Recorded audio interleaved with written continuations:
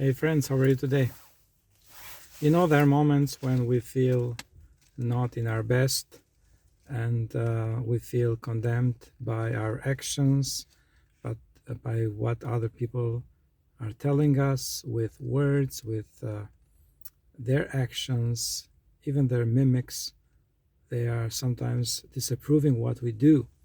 And all of us, we love to have some approval. And I want to remind us all about one important verse that is from the Bible, Romans 8:1. It says there is no condemnation for those who are in Christ Jesus. So the condemnation will be always there. Always we are going to fail. Always we're going to do something that is not the best. And someone else, either because that person knows what is better than what you're doing, or he just is a critic and wants to find every bad spot in other people. He will point out what you are not doing perfectly. Either saying that you are doing wrong, even might be 50% right or more or less, or he might put out in a way that will put you down and will make you think that you are not good enough. And this is what happens all the time. People in their bad moments, or because it's their nature to put other people down, they will say things that will not appreciate. And we cannot escape that. It's something that is in a spiritual world, because we know that the good and the bad exist. And it's something that God says, if you are in Christ Jesus, there is no condemnation. That means that whatever other people will say to you, what matters most is what God will say to you. And what God says to each one of us is the most accurate definition of what we are, what we have done.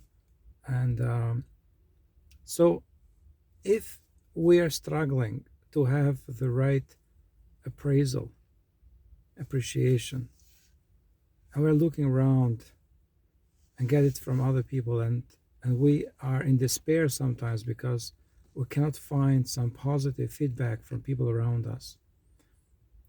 Let me encourage you, because I've been there time by time. Go to God. If you really believe in the God of the Bible, if you really believe that Jesus Christ is the one who loves us so much, even when we're still sinners, He died for us. You can believe that in Jesus you are forgiven. In Jesus you can have a new start. In Jesus there is no condemnation. Because without Jesus and outside of Jesus, you'll go to God and you tell God, look, I've done this and that. And you know that is not perfect. And God is a righteous judge. He doesn't have bad intentions towards us, but He will say in the end that your talents are not enough. What you are doing is not perfect. Is here and there you are sinning and you fail. But He said, if you are in Jesus, then He will turn His head and say, because you believed in what I've done, then you are covered.